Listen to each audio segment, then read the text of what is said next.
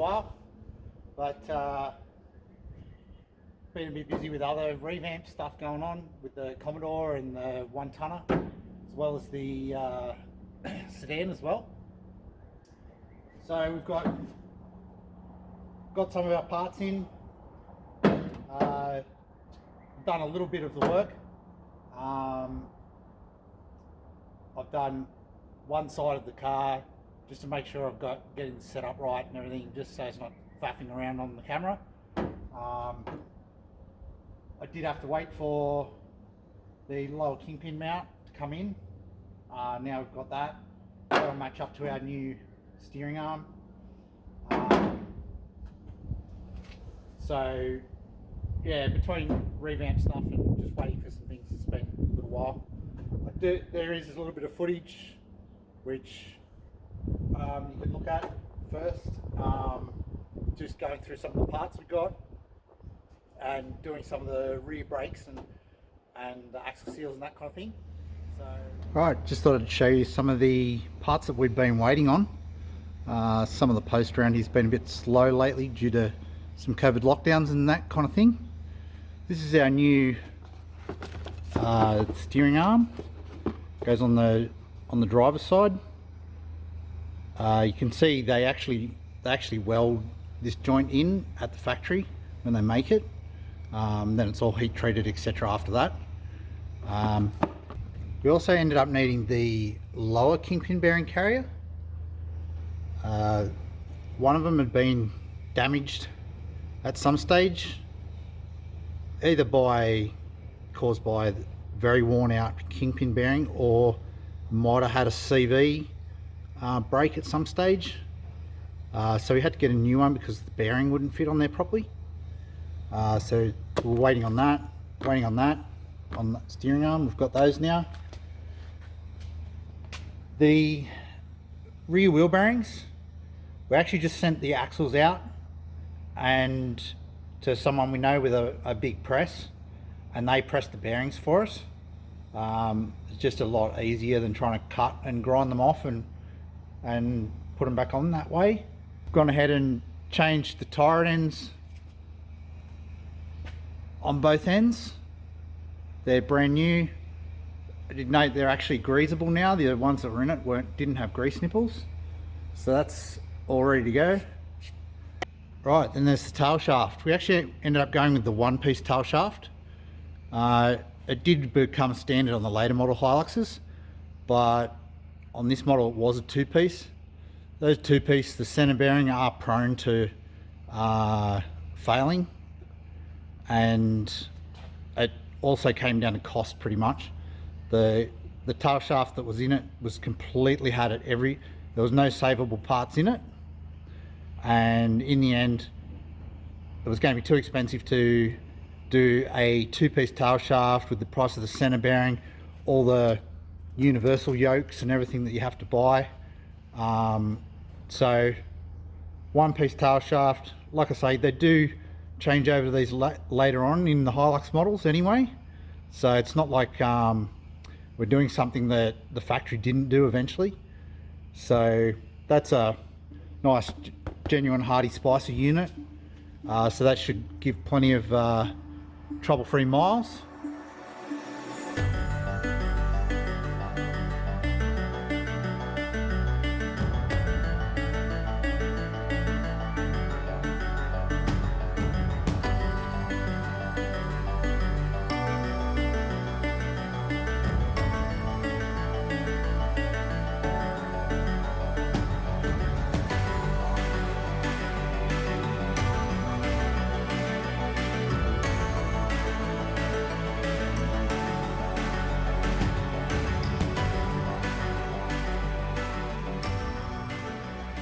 Back. So the main big thing we've got left is this front steering knuckle to do.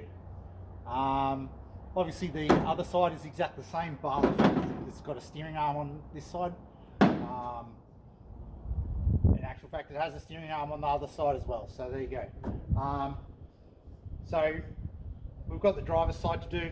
If it's left-hand drive in America, I don't know, they might be exactly the same, just on the other side. Never worked on one, so this is Australia. We've got our high pinion front diff. This is the old one out of it. We've got the high pinion front diff in already. That footage is, you've probably just seen that as well. The only other thing is I have got the front bar off the car. I'll show you that in a second. Just ended up blasting it, sandblasting it, because there was bad rust in it, and also give us a good clean surface if we need to do any repairs on it where it was bent or if we want to change anything. So I'll show you that, and that'll give you a good look at the body mounts as well. I know I showed them before, but this will give you a good look, and we're going to leave the bar off to get the body lift out of it. Yeah, so let's have a look at those couple of things, and I'll get stuck into doing the steering setup. There's a little bit involved in bearing preload for the steering, so let's get into that.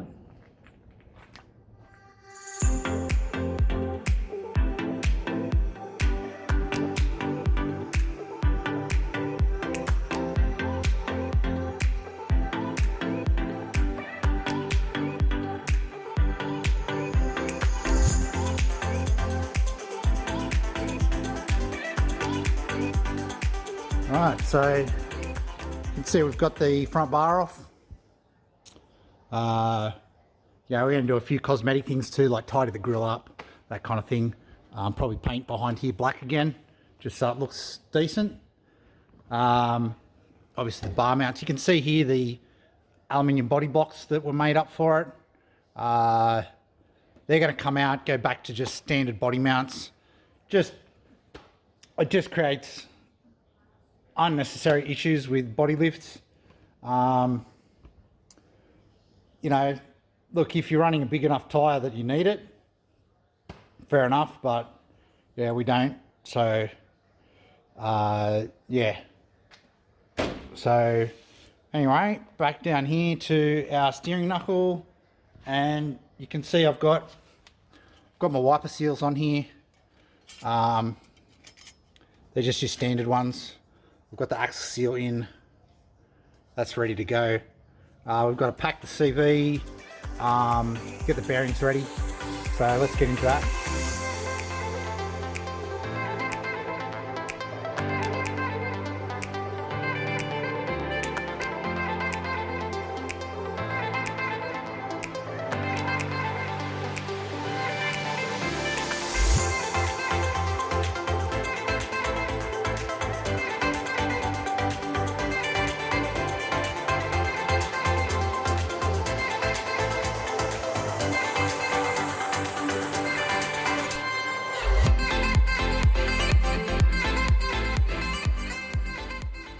So these bearings have to have preload on them, which comes about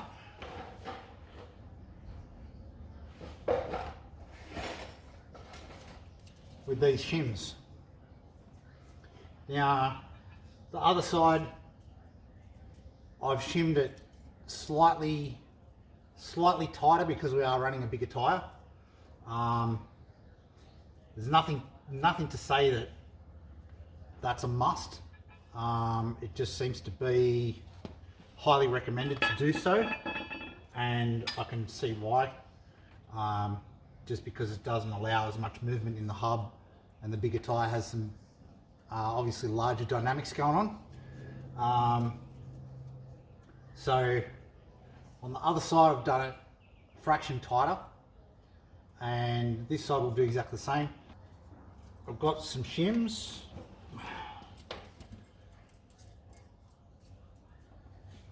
So here's our original ones, micrometer.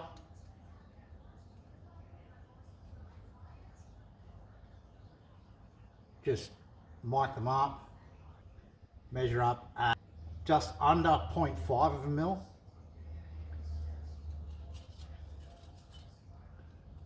And these ones measured up at 0.2 of a mil.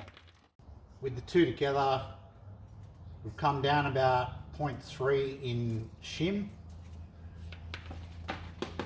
and that's what I worked out on the other side using the spring scale, which I'll show you how to use in a second.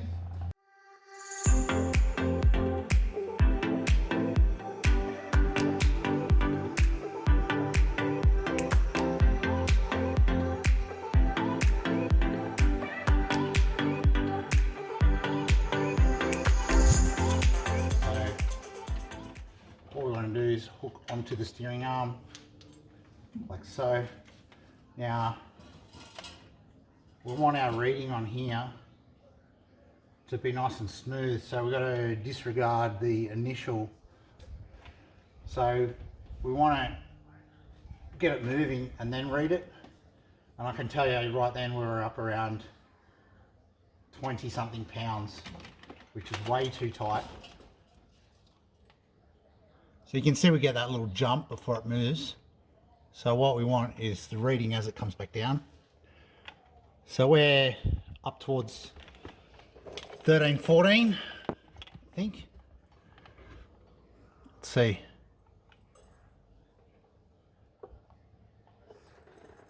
Yeah, we're up around that 13 mark. So that's pretty much where we want to be. Around that 13, 14, 15 pounds. We want to be on the upper end of the scale because we're running a bigger tyre. So right. Now we're not quite done yet. Is sealant. That's just a Permatex Ultra Black. Don't need a lot. A little bit round all over the shim. If you get it all together while it's wet, well, I don't see how it changes the value of the shim, to be honest. Just put a bit all the way around, and whether it's right, whether it's wrong, for the 20 odd years I've been doing these, that simple smear of sealant. See, what you're really trying to do is not stop the grease getting out. What you're trying to do, you're trying to stop the water getting in. It's the water that causes your rusted Kingpin balls and that kind of thing, and premature wear on bearings. So, you know, as far as I'm concerned, it's a must do. Others may argue that point, and if they don't want to do it, that's fine. That's fine by them.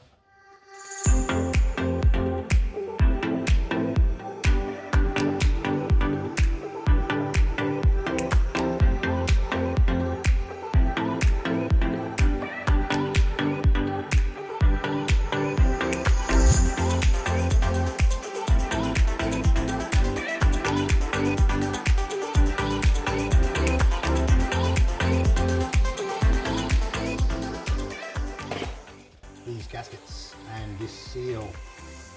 Right. Again, sealant. Some people won't agree with it, some people will agree with it.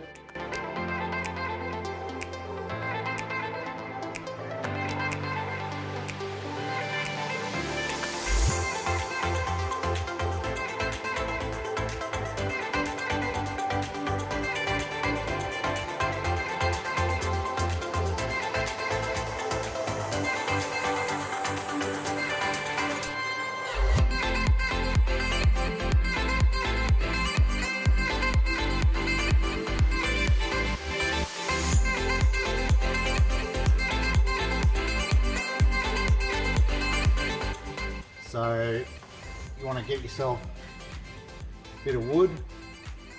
Like, you can put it up on the bench if you want, but put a bit of wood underneath, because at one stage you're going to have these pointed down, these studs.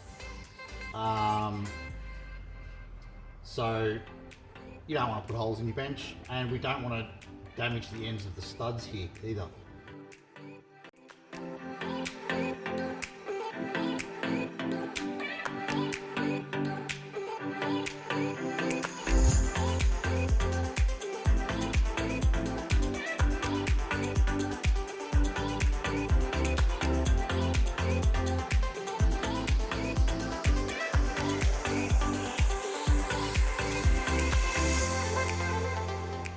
Hub nut socket.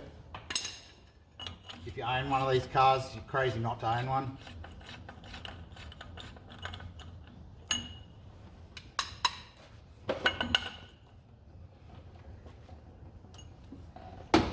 remember we've sort of got to, these are new bearings, so we've sort of got to seat them. So I like to get a hold of it pretty tight. You want it to still turn, but alright, still turns. Back it off. Back it off.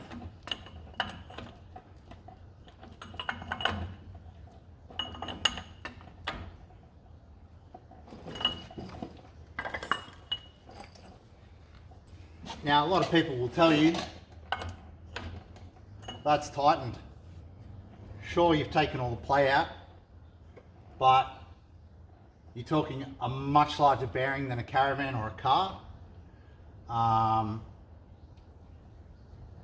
Particularly with a larger tyre, you're going to have problems. Obviously, I'm not going to leave it like that. Still turns, but you know, that's too tight. So what we want to do, nip it up, turn it. I like to go a little bit more. Make sure it's turning smoothly. It's just got that little bit of tension on there. There is a spring scale measurement for it. Honestly, if you own a vehicle like this, really you should be doing this every 20,000 kilometers. You should be checking the grease and at least trying to retension. You should get to know the feel of it. You want a bit of preload, nice and smooth to rotate, no binding, lock ring, other nut flat side down again.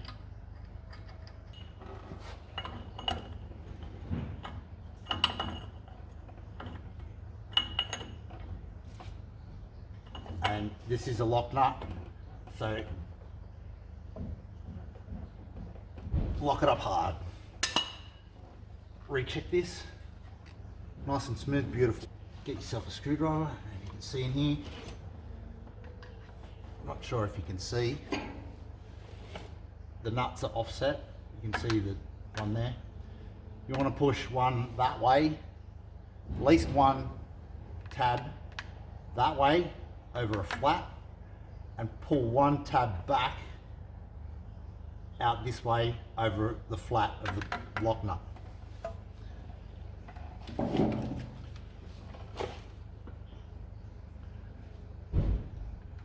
So we'll go this one here.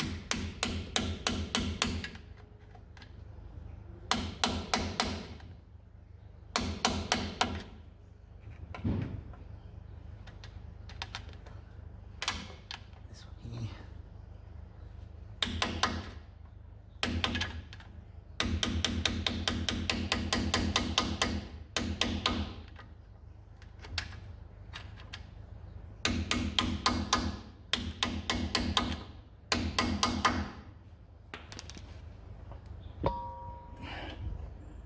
So you can see that one's flattened outwards, that one in there's flattened inwards. So next piece, the inner part of your locking hub.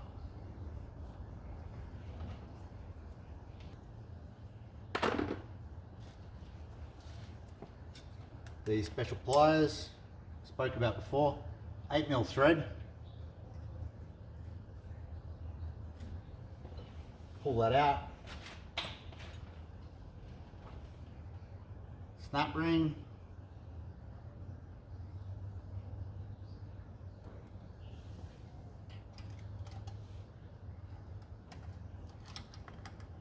Beautiful.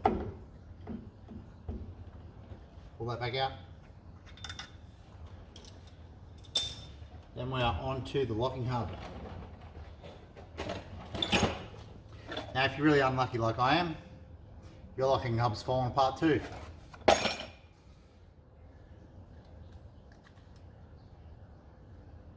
If you're even more unlucky like I am, it won't stay back together either.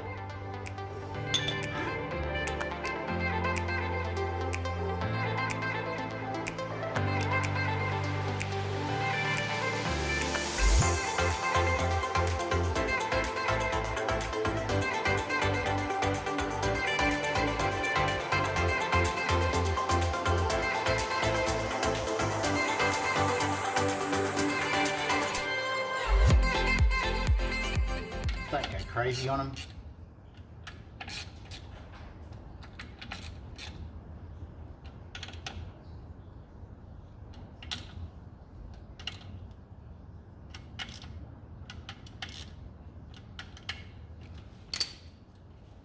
Razor blade.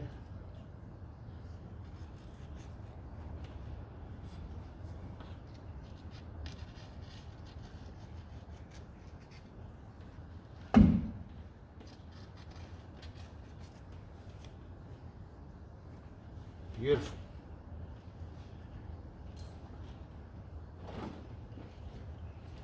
There you have your hub all done.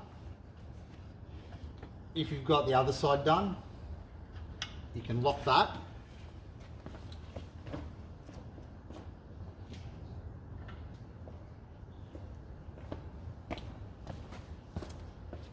Lock your other side, and you should be able to get your tail shaft turning.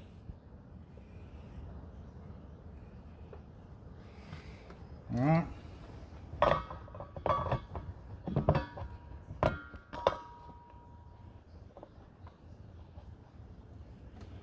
So now, we've got caliper, steering to put back together. Shouldn't be too big of a deal. So, we've done the rear brakes, axle seals, wheel bearings in the back. We've done all your Kingpin bearings, front axle seals, disc rotors, brake pads, rotor brake lines in the front, wheel bearings, all new grease. We've done new steering arms, new steering joints. So we can actually put it back on the wheels if we want to. We've got a few more things to do. If you remember from the first video, we had a output shaft seal leak on the transfer case. We had the tail shaft, which we've got a new one-piece tail shaft for. And there's a few other things still to go. So if you want to see some more of Project Desert Storm, hopefully I can get a video out a bit quicker for you. And, you know, because it took a little bit of time, a bit busy with other revamp stuff. So if you want to see another video, give us a like, give us a subscribe, drop a comment, let us know if this kind of stuff helps you out. It was never really meant to be a how-to video, just to sort of let you know some of the other stuff that I do other than the performance work on some of the other cars. So like I said, we've still got some more stuff to do on this, and I'll try and get that to you soon when we bring you another episode of Revamp.